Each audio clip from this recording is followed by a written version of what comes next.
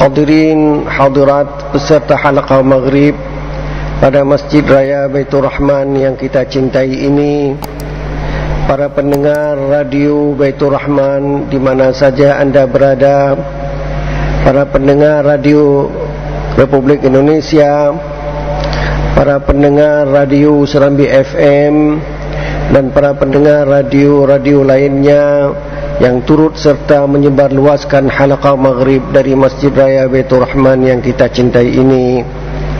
Marilah kita panjatkan puji dan syukur kepada Allah Subhanahu wa ta'ala yang masih memberi kesempatan hidup kepada kita sampai kepada bulan Sya'ban ini, dan beberapa hari lagi kita akan memasuki bulan suci Ramadan.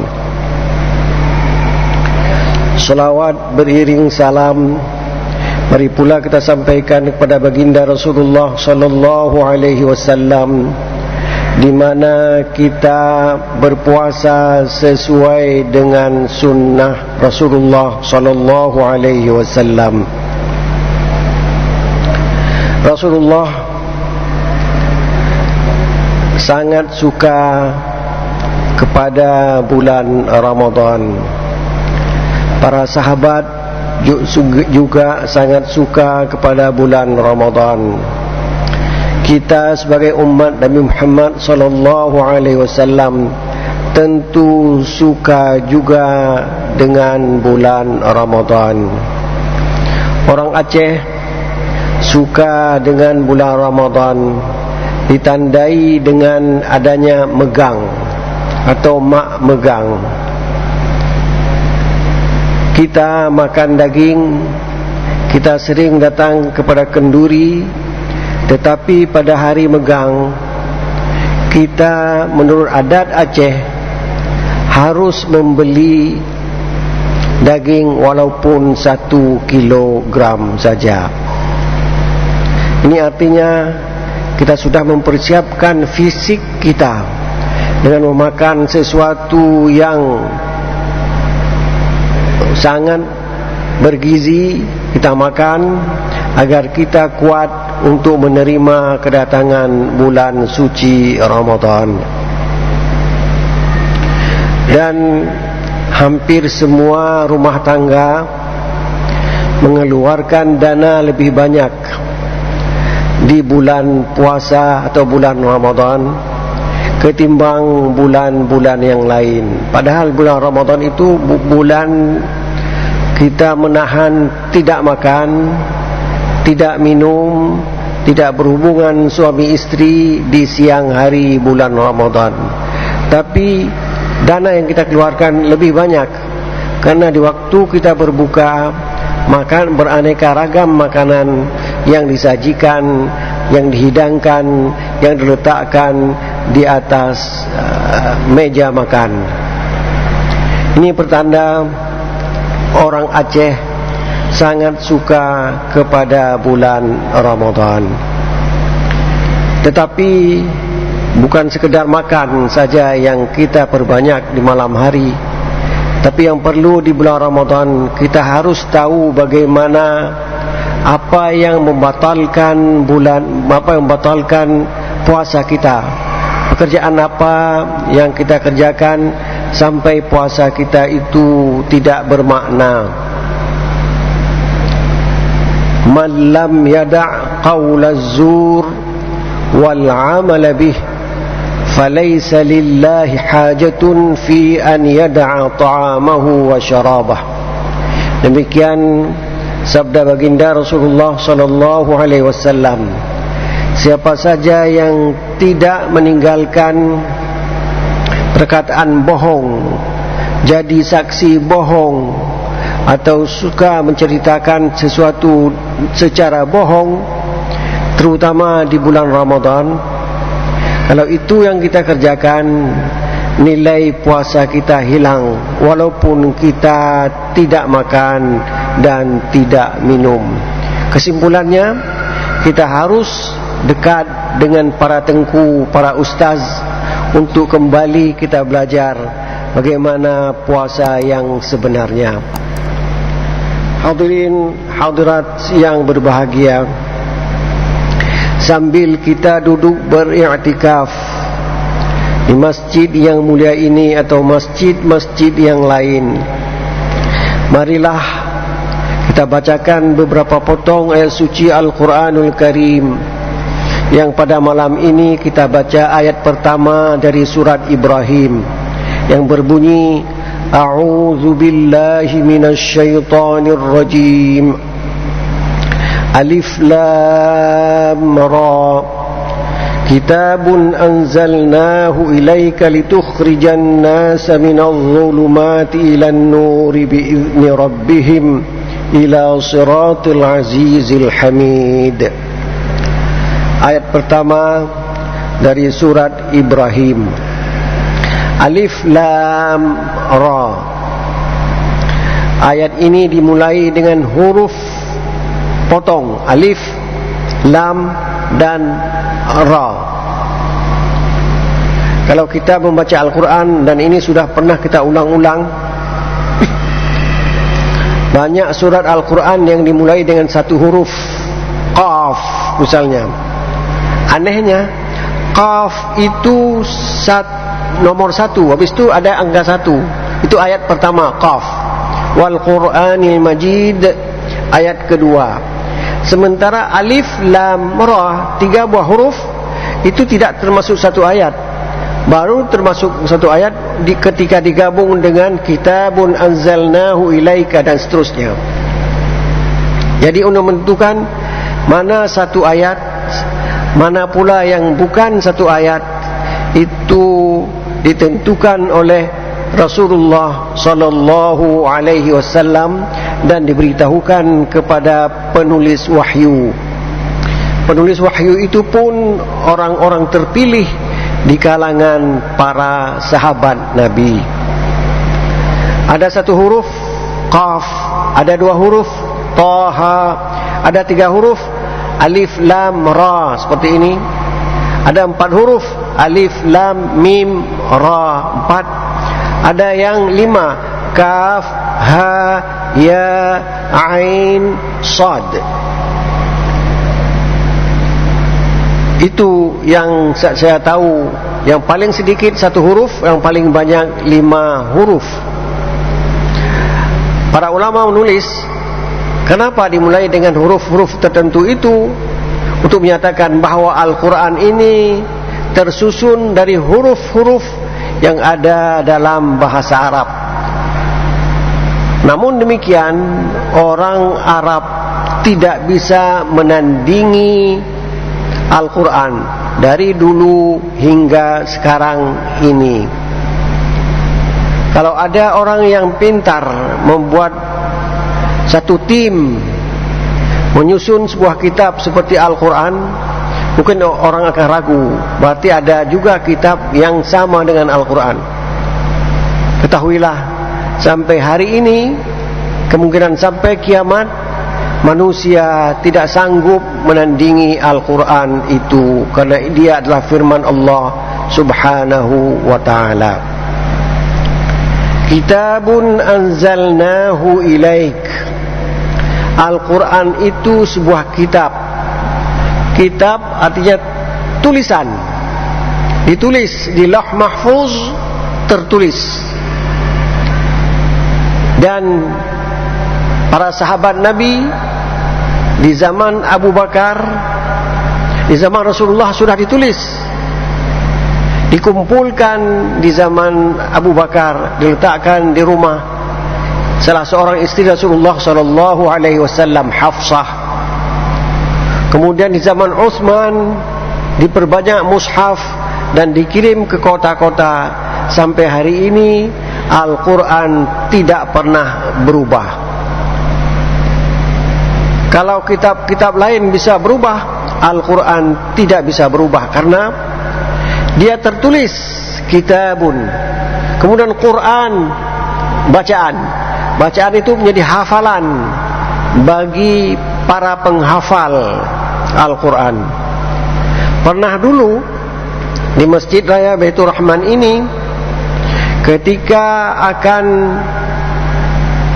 dimulai bulan Ramadan kalau tidak salah, dipanggil beberapa orang untuk menghafal Al-Quranul Karim. Kalau kita dengar dari sebelah dinding, seolah-olah itu kaset, terus bersambung. Padahal kita lihat anak-anak kita yang umurnya mungkin 15 tahun, mungkin 20 tahun atau 10 tahun, mereka bisa menghafal dengan sesuai. Kalau kita lihat Quran yang tertulis persis, wa kana Allahu aliman hakima, tidak dibaca fa kana Allah, waw itu tidak diganti dengan fa. Demikian kuatnya ingatan para penghafal.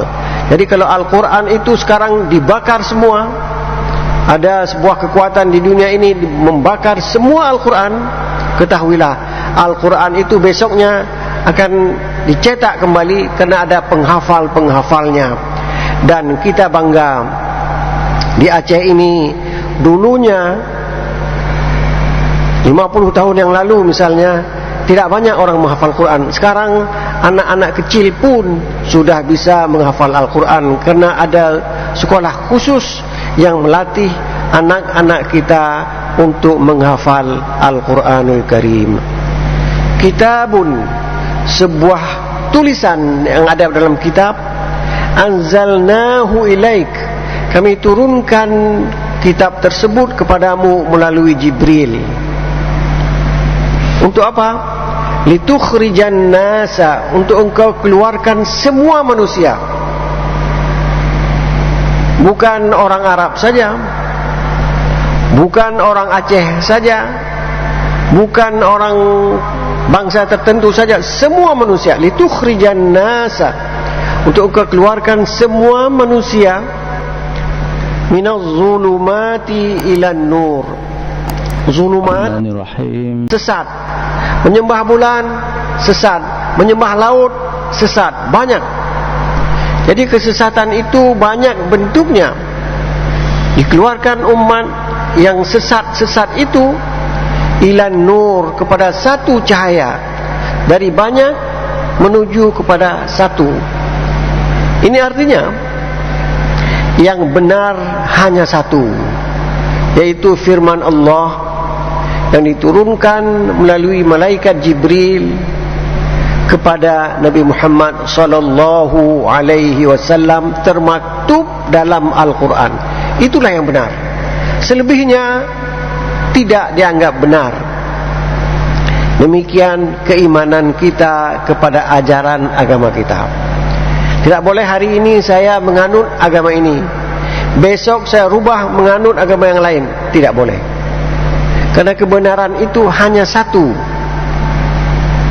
Litukhrijan nasa minaz zulumati ilan nur biizni rabbihim, dengan izin Tuhan mereka, Tuhan manusia itu. Artinya banyak orang yang sudah paham Al-Quran, bahkan hafal Al-Quran. Itu orientalis, banyak yang hafal Al-Quran, banyak yang paham Al-Quran, tapi dia tidak beriman karena Allah tidak mengizinkan dia beriman. Alhamdulillah, kita ini yang bisa misalnya menghafal ayat-ayat pendek saja, tapi kita beriman kepada isi Al-Quran secara utuh tanpa membeda-bedakan ayat A dengan ayat B. Nur itu datang daripada Allah, dia tidak datang daripada yang lain. Dalam surat An-Nur ayat 40, wa man lam yaj'alillahu lahu nuran fama lahu min nur. Siapa yang tidak dijadikan cahaya dalam hatinya, fama lahu min nur, tidak ada cahaya lain yang bisa menerangi jalannya. Siapa yang memberikan itu? Allah subhanahu wa ta'ala. Kepada siapa? Kepada orang yang dia inginkan. Alhamdulillah, kita sampai hari ini masih bercahaya iman di dada kita, berkat masuknya ayat-ayat suci Al-Quranul Karim. Kemudian firman Allah dalam surat Al-Hadid ayat 9, huwallazi yunazzilu ala 'abdihi ayatin bayyinatin liyukhrijakum minadh-dhulumati ilan nur. Diulang lagi, dialah yang menurunkan kepada hamba-Nya Muhammad ayat-ayat yang jelas. Tujuannya adalah untuk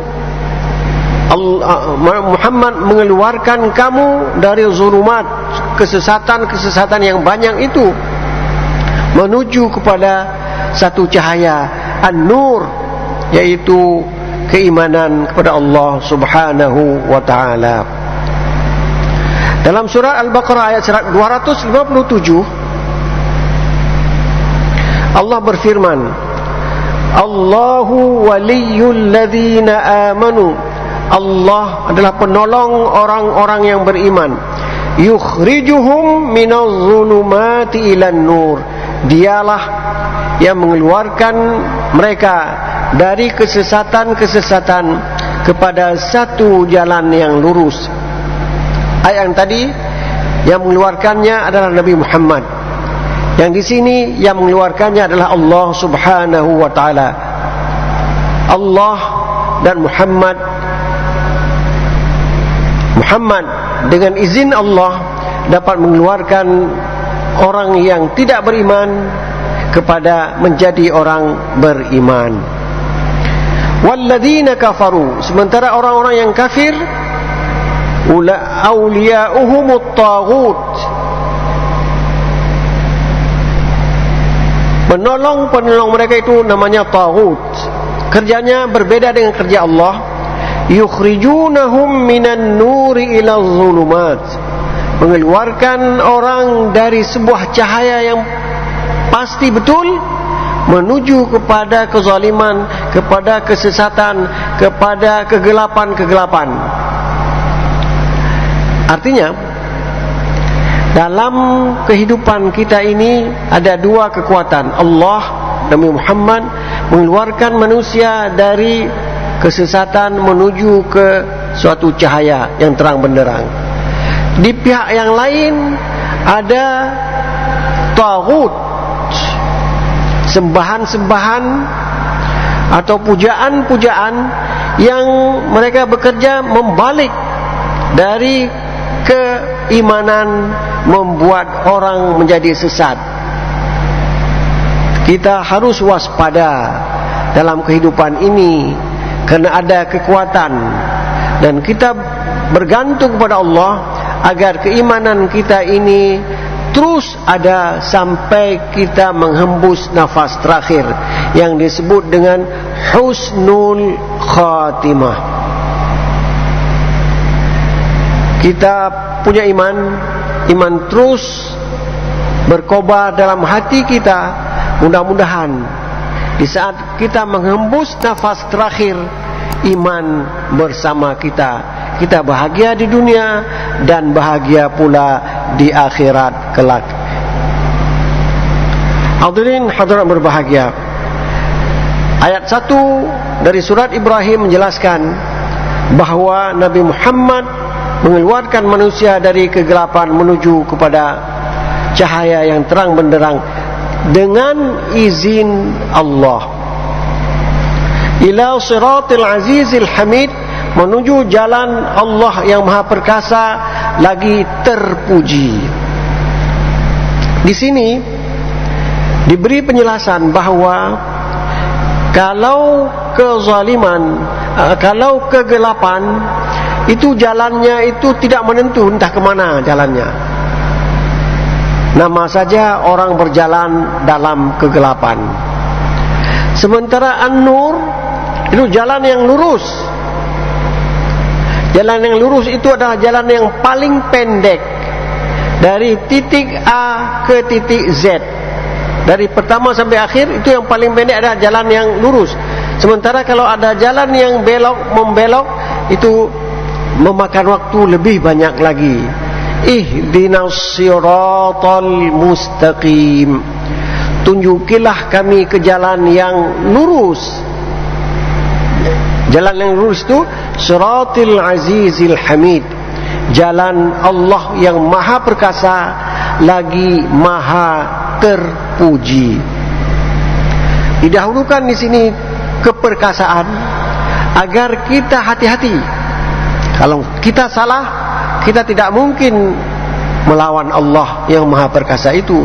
Kita lemah, kita makhluk, tidak sanggup melawan Khaliq. Khaliq itu adalah maha perkasa dan maha terpuji. Kalau kita tidak memujinya, Allah tidak rugi, karena apa saja yang ada di langit ini memujinya. Sabbahalillahi ma fis samawati wa ma fil ard. Seluruh yang ada di bumi ini memuji Allah, bertasbih pada Allah. Kita 2-3 orang tidak dianggap, karena yang lain semuanya memuji Allah subhanahu wa ta'ala. Kita sambung ke ayat yang kedua. Siapa Allah itu? Dijelaskan dalam ayat ini. Allahilladzi lahu ma fis samawati wa ma fil ard. Allah yang mempunyai apa yang di langit dan apa yang di bumi. Jadi seluruh isi langit dan isi bumi milik Allah subhanahu wa ta'ala. Jadi harta pada hakikatnya milik Allah. Hanya Allah memberikan kepada kita hak untuk menggunakannya. Kita bisa makan makanan, kita bisa naik pesawat, semuanya itu milik Allah. Kapan kita tahu bahwa itu milik Allah, bukan milik kita?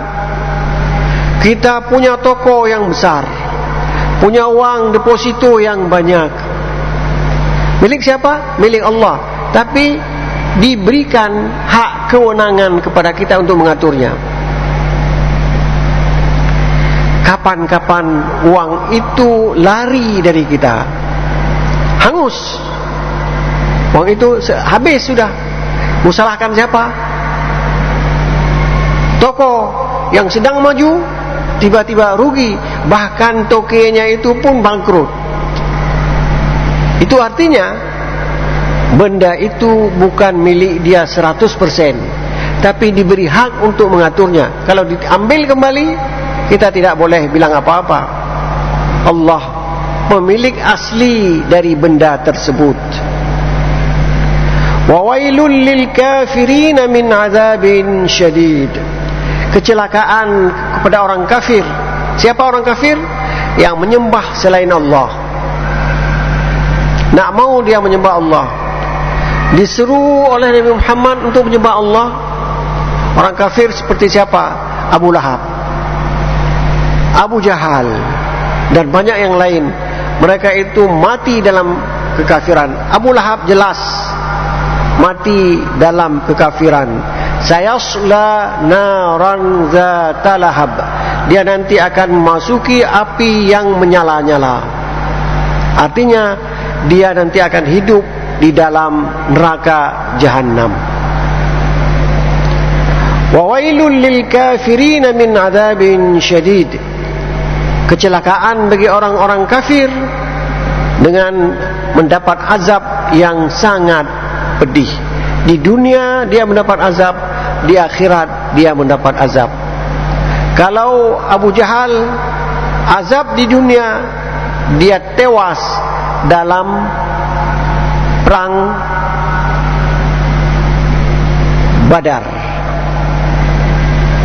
Abu Lahab mati dalam kekafiran.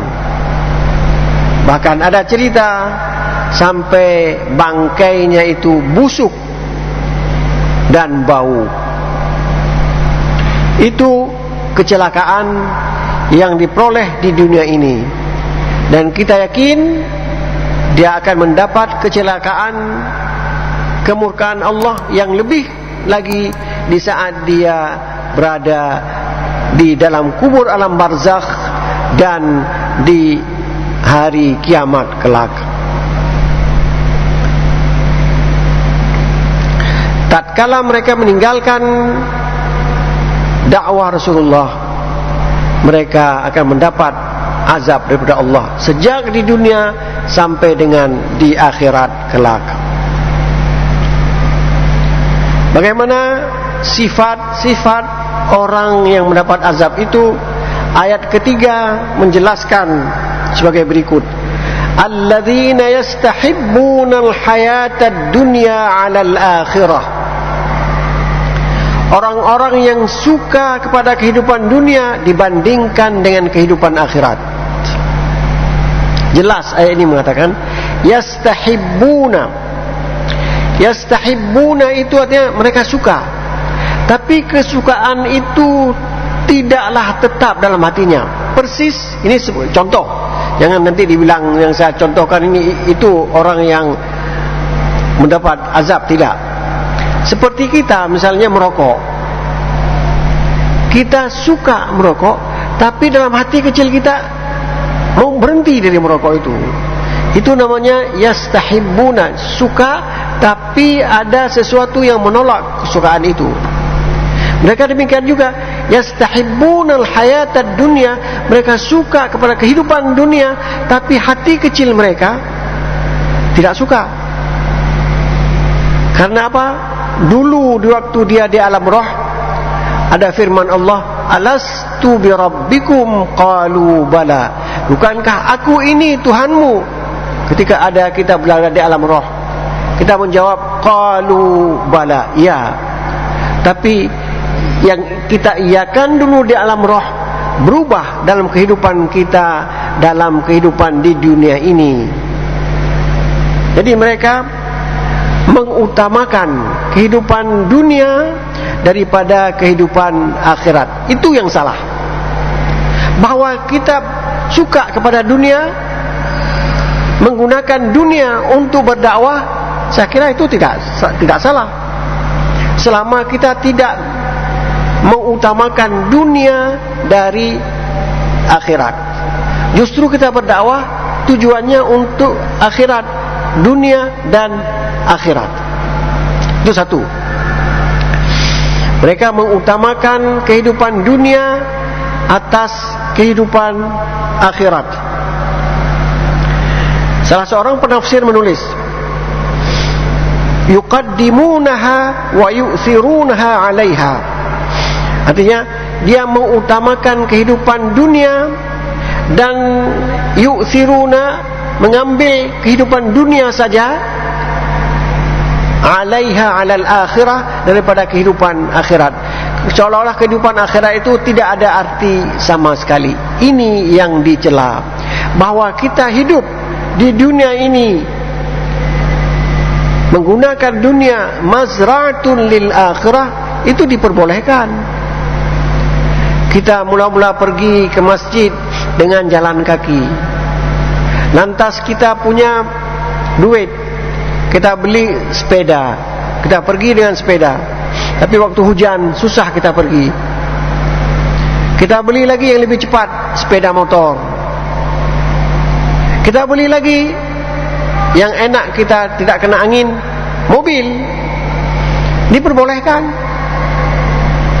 Kita orang Islam ini tidak meninggalkan dunia. Kalau kita tinggalkan, pasti diambil oleh orang kafir untuk memerangi kita.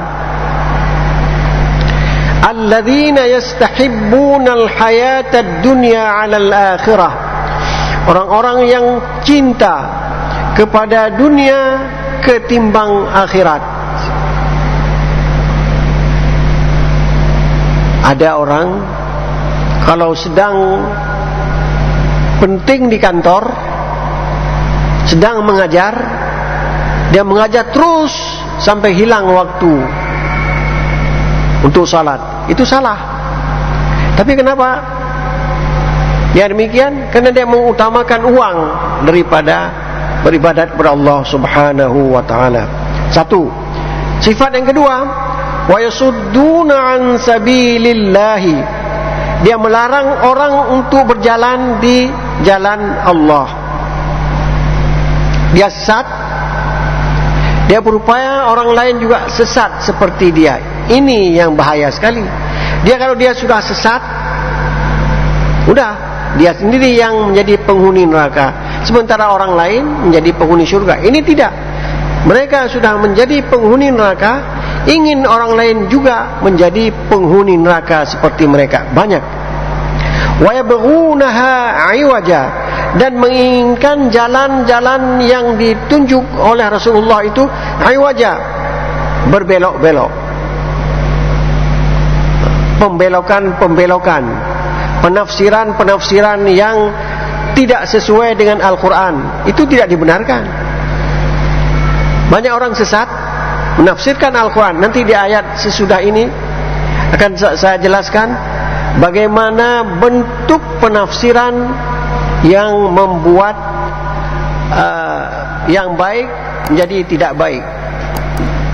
InsyaAllah dalam pertemuan yang akan datang kita akan bacakan ayat itu dan kita jelaskan sesuai dengan kemampuan kita. Sekian dan terima kasih. Wassalamualaikum warahmatullahi wabarakatuh.